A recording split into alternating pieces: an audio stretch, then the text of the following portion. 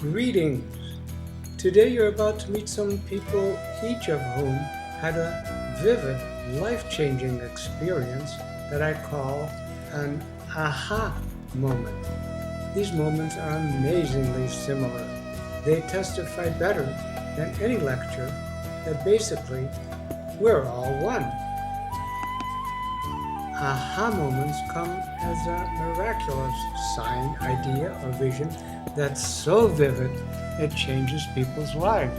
These moments lifts people up from an uncomfortable spot to the realization that everything is possible.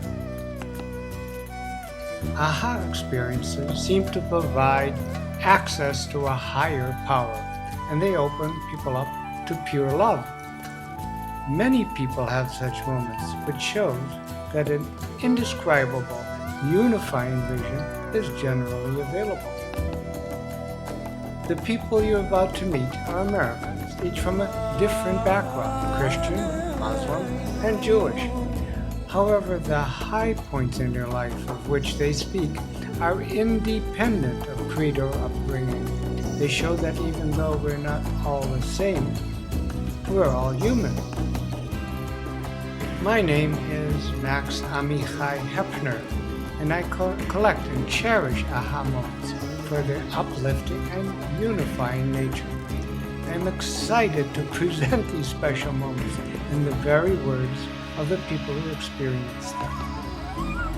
An aha moment can come anywhere, even at a seemingly mundane occasion like a tree planting. It tends to come unexpected, typically at a time when you really need it, as this first account will show.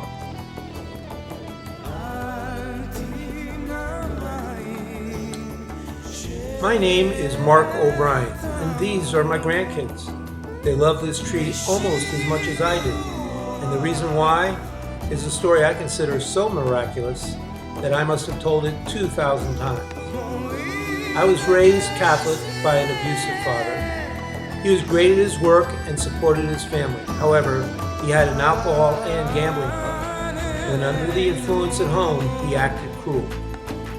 As I grew up, I came to hate his behavior and copied it at the same time. Eventually, I overcame my addiction, but my advisors said that for full recovery, I needed to make amends with my father. The problem was, by that time, he had already died. To solve the dilemma, I felt I should plant a tree and put a plaque on it honoring his name. At the time, St. Coleman's Catholic Church had a tree dedication program. I applied and was put on a waiting list.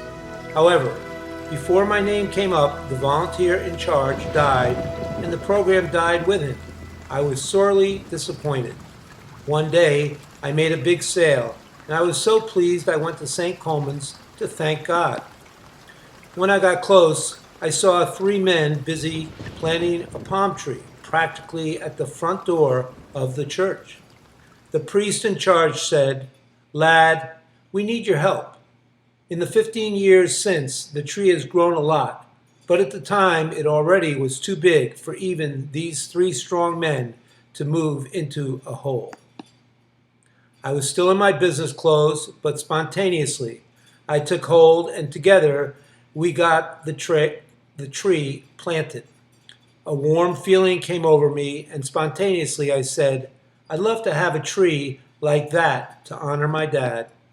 Equally spontaneously, the church gardener said, "Mark, this tree will be yours." I was overwhelmed. Ordinarily, only big contributors received an honor like that. Yet, even the priest, a most rule-conscious man, didn't overrule the gardener. When the plaque was put on the palm tree, I finally felt peace with my dad. Even today, when I think about it, I often cry. An aha moment can overtake you even when you're driving. My name is Ala Esther Levy. I was born Jewish, but my sister and I were not raised observant. In my 30s, my life seemed unfulfilled, and in my search for this happiness, I find myself totally immersed in the Orthodox Jewish lifestyle. Still, my life did not seem perfect, and about 6 years ago, my life took a drastic turn for the worst. I was divorcing a second time, had reoccurring health issues, and my career was at a standstill. I felt totally abandoned by God.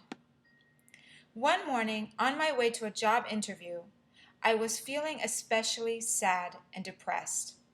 I got lost, my GPS stopped working, and I realized I didn't even want that job. I started crying. My tears blocked my vision practically and figuratively. So I pulled myself to the side of the road to clear my head. A few moments later, I felt a flash of inspiration say, "Just relax. It's only an interview. You don't have to take the job if you don't want it, and everything will work out." Suddenly, my mood shifted, and so did my GPS. I realized how I was connected to everything in my life, even my GPS system. When I got to the interview, I noticed a sign that read, "Everything happens for a reason." I realized for the second time that day I was being guided by something greater than myself. To my surprise, a top official of the firm entered the room and offered me a better position than the one I had applied for. The working conditions and schedule were exactly what I needed. I walked away feeling satisfied and at peace. I still work there, and I love what I do. This job has allowed me to grow and contribute in ways I never imagined. And now I know that something bigger than me is always guiding me towards my highest good.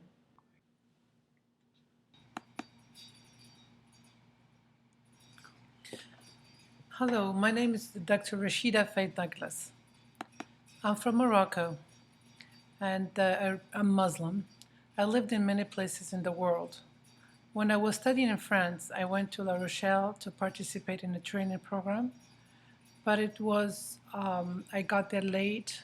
I was supposed to meet my team there near the river. When I got there, the river had two sides, so I was confused. I didn't know where to go. I didn't have an address or phone numbers or anything.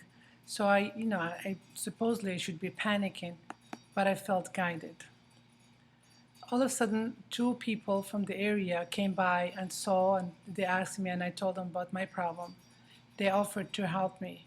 And despite hours of searching, which was mostly talking about my background, their background, and connecting with them, we had amazing conversation about my life as Muslim woman living in Morocco and my experience in France. Then it got dark. They fed me. They gave me assurance that I'm gonna stay somewhere safe. So they took me to a nunnery, and it was amazing surprise because I connected with this nun. I felt I know her for forever. For 3 days, we spent so much time talking about God from Muslim point of view, from a Christian point of view, and after 3 days, just like magic, that couple kept looking for my contacts. And then they took me, they found the place, and then I went to the training. I just realized that more than ever, although my family was worried about me being in France by myself, I was always guided. God or Allah is always with me.